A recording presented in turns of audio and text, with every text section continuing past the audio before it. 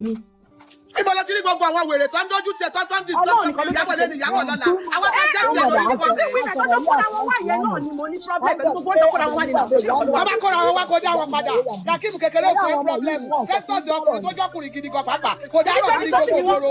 Àjọ ọmọ olórí burúkú kan. Wàhálà ti ṣẹlẹ̀ báyìí o lórí ọ̀rọ̀ owó àjọ. Iyabo Ojo ti fárígá o. Ta ló gbàjọ tí kò kájọ lẹ̀?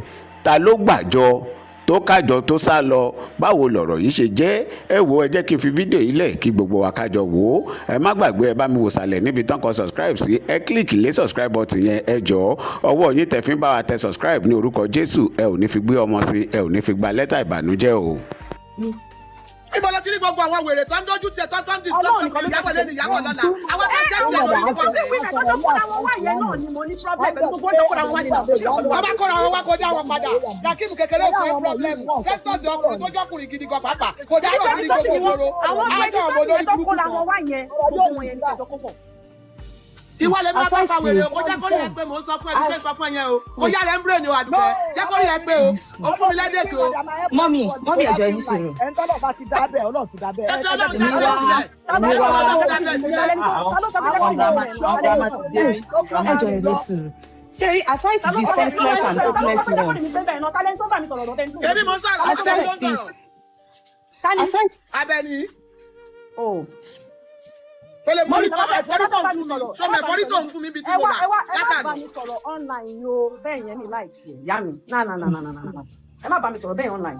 I don't like it. Mi ò lè bá sọ̀rọ̀ bẹ́ẹ̀ online because mo ti fẹ́ sọ ọmọ òṣì dáná nù. Ẹ má bá mi sọ̀rọ̀ bẹ́ẹ̀ yẹn online. No, Queen Mother, ẹ chi nǹkan tí yà bẹ̀ ní wí. Ẹ má tẹ̀ fọ́tò ìtajì mi tẹ̀ ní like. Ẹ má bá mi sọ̀rọ̀ bẹ́ẹ̀ yẹn online.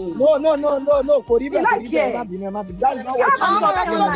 Tí wàá lọ́wọ́ pọ̀ tó tó yẹ. Mo jọ́ ọmọ wọ́ ni. Ìyá Adẹ́ni, ẹ calm down, ìyá Adẹ́ni, calm down. Mo yẹ kó lè bá mi sọ̀rọ̀ bẹ́ẹ̀ online. Like ẹ jọ. Ẹ má bá mi sọ̀rọ̀ bẹ́ẹ̀ online. Like ẹ. Ṣé o bá wọn náà ni? Tí wàhálà pọ̀ tó tó lè. Nǹkan mi wà bẹ́ẹ̀ ni. Kí ló dé ọmọ tí wọ́n fò bòbí kò dàyàn láàmú. Ájọ ọmọ olórí burúkú ọmọ ẹsẹ̀ títì. Oríṣiríṣi náà máa ṣe kiri títì. Àwọn ọmọ òṣì yẹn ni everybody knows you náà ní ṣe ọ́nà. Báwo pé gbogbo àwọn tó ń sọ inú òdù sí gbogbo nǹkan tó ń ṣẹlẹ̀ yìí? Pẹ̀lú àwọn ọmọ òṣì yìí. Everybody ti gbọ́. Kí ló dé? Títí mo tún ló dé tàrí ìṣẹ́. Jáde gbogbo ẹ̀yin tẹ́lọ dá owó. Ọ̀fun ara yín ni mo sọ fún yín lánàá wípé bẹ̀rẹ̀ lọ́wọ́ Queen Mother DM Queen Mother wà open. Ìṣèjì ìtàlẹ̀ lọ DM Queen Mother ṣe. Báwo ni wọ́n lọ wọ tíṣẹ̀tì Àrínzó lọ ṣe live video lánàá òun sọ pé àwọn kan tó bá fẹ́ bẹ sanwó kọ́ wá bẹ sanwó. I don't understand. Ló fẹ́ fọlọ́pàá máa òun fẹ́ ṣe lọ. See. Hello. Listen to me, please. I beg. Hey, please. Excuse me. Listen to me. People can hear you on the live this thing. I don't know which live am I. I'm join live con.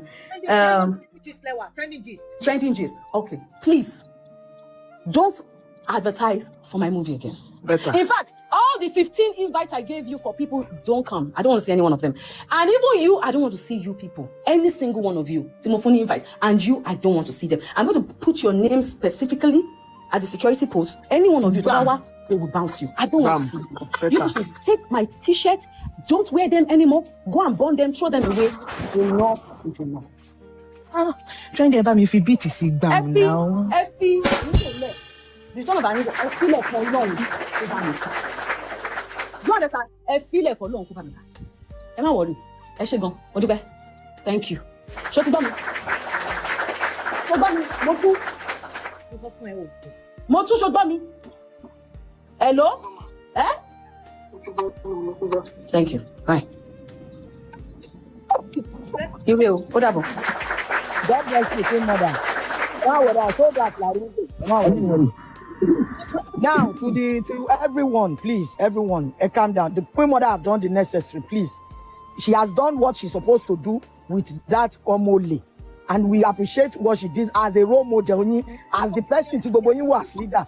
Please, calm down. Ẹ̀yin tí mo tún gbowó lọ́wọ́ trending jọ fún mi 1 minute. Ẹ̀yin tí mo tún gbowó lọ́wọ́ ẹ lọ sínú group yín. Kò kọ àwa mọ́ níbi Àrínzó la fẹ́ máa polówó. We are not doing anything about this anymore. Ẹ lọ gbowó yín because Queen Mother gbowó lọ́wọ́ yín. Tẹ́ ẹ bá daft ni mo sọ fún yín lánàá. Ní máa dáwó without anybody consent. Ní máa dáwó without verifying. Ní máa ṣe àjọ òṣì. We are not interested. Ẹ má kó ẹni ẹlẹ́ni sí yọ̀wọ̀ orí burúkú. Torí wípé social media gbogbo yín mọ̀ wípé it's not real.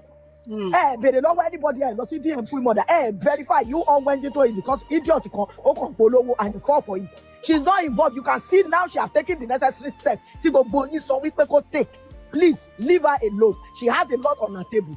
We are promoting only Arinzo. Any platform tó bá fẹ́ máa song pẹ̀lú ẹ máa fi Queen Mother sí wọn. She has disclaimed everything now. Ẹ jọ̀ọ́ torí Ọlọ́run. Let the woman have peace of mind. Our event is coming on the 29th. She's premiering a movie. She's doing a lot of things. Okota sọ títí lóru lánàá rí.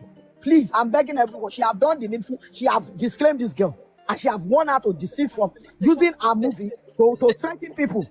John Tori Olong, God bless you all. God bless you. Mama Sita. I know there are so many people. So first sorrow. Emma Binuke Mosare sorry. Emma Binu. Good afternoon, everybody. I actually wrote what I wanted to say. I wrote it down. And it wasn't even for Auntie Iyabo. I'm glad she left here before I'm going to say this. Sherry, this whole thing, Shele again, Emma Binuke Ibumi Makoju Yoruba law. This whole thing is still going to happen again if we don't try to put some things down. First of all, I'm sure a lot of you know that Iyabo came out few weeks ago, was it last month? And she specifically said something. She said, if you love me as a fan, promote my movie. Do not fight my fights. Do not help me to shade anybody. Do not inherit my enemies. Do not throw tantrums on your page in my name. All I want you to do for me is promote the return of Arinzo. And one thing I'm going to say today, and I want a lot of people to understand this, most people who call themselves fans are opportunists. Yes. If your name carries so much grace, if your name carries a lot of views, people would attach themselves to your name just for views. Not because they love you genuinely. When there is another person on the train, you are presently the person. I beg you guys in the name of God, at this point, roles were as fans of these people. If you love a celebrity, you have a role. And your role is not to control that celebrity. Your role is not to treat them as if you own them.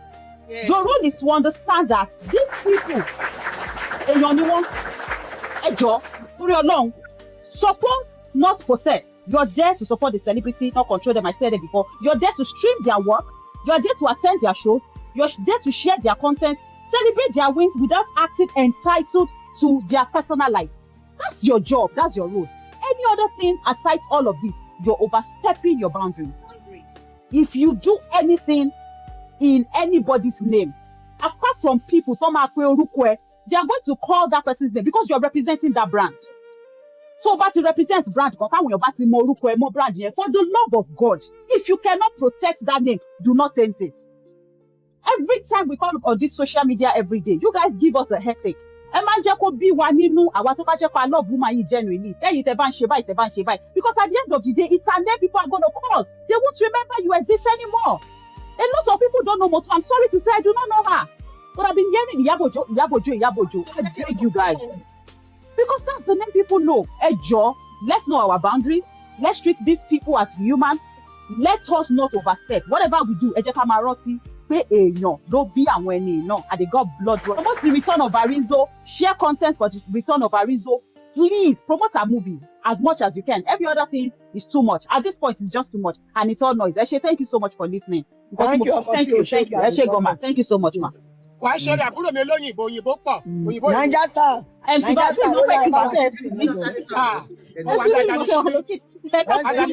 Mama Sita, Karoma. Báwo ni yam sure? So that's my name. Ejo, MCB, Emma Binu. Eshe Mama Sita, thank you so much. Agbagbogbo yin Ajaleo, Emma so Yoruba and Siramota. Thank you so much because mo rí pé at least nǹkan tẹ́ ń ṣe ó yield results. Iyabo has come out to disassociate herself with this particular lady. And I will use this medium to please plead to Iyabo. I know it's painful when, I could see that she was almost losing her temper the other time. Yeah, it was because of, the way she was addressed. When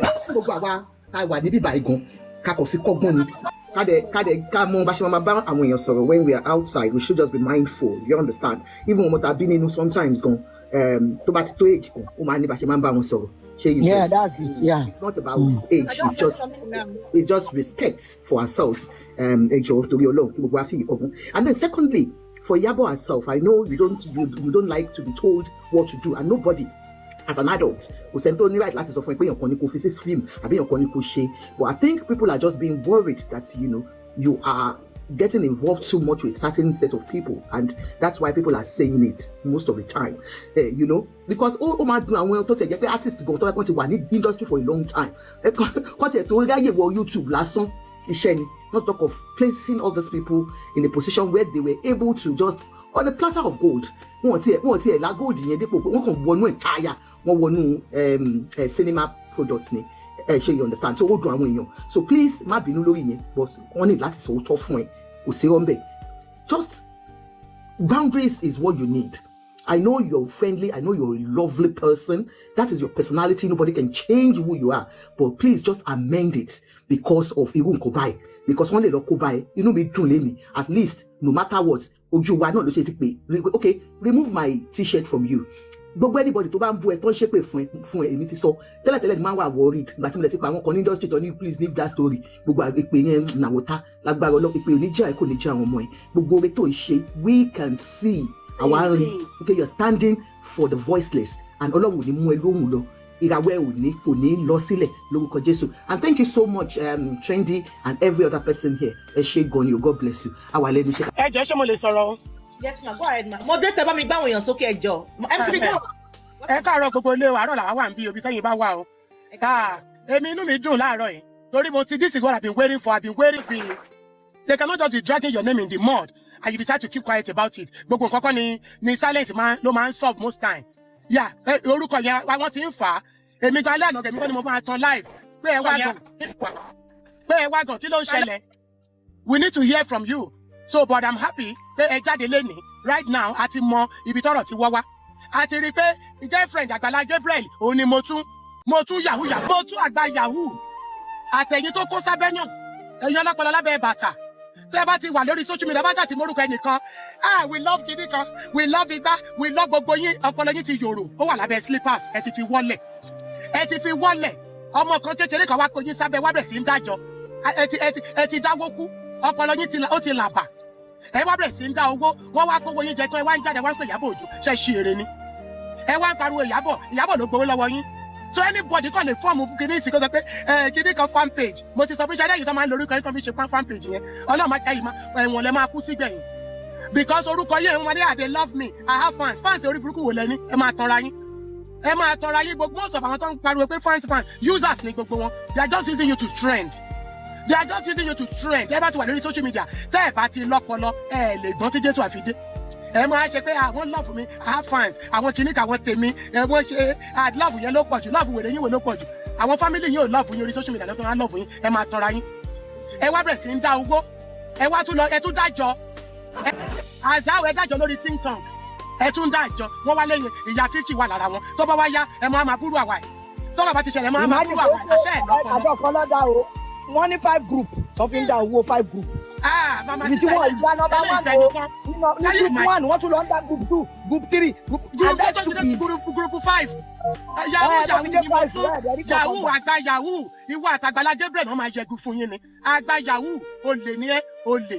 Ó wá kó àwọn mọ́mì tó ń rówó school ọmọ wọn san. Wọ́n wá ń dájọ́ fún ẹ.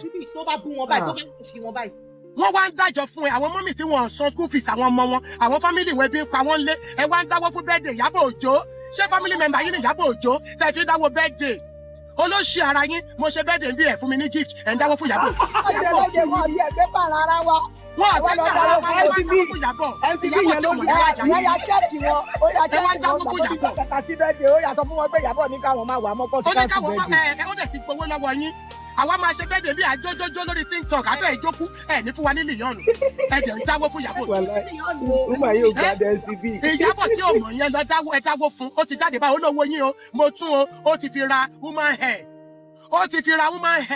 ẹ wá ń dáwó kú àní ẹ lè gbọ́n mọ́sẹ̀ tí Jésù àfidé lẹ́yìn lórí social media.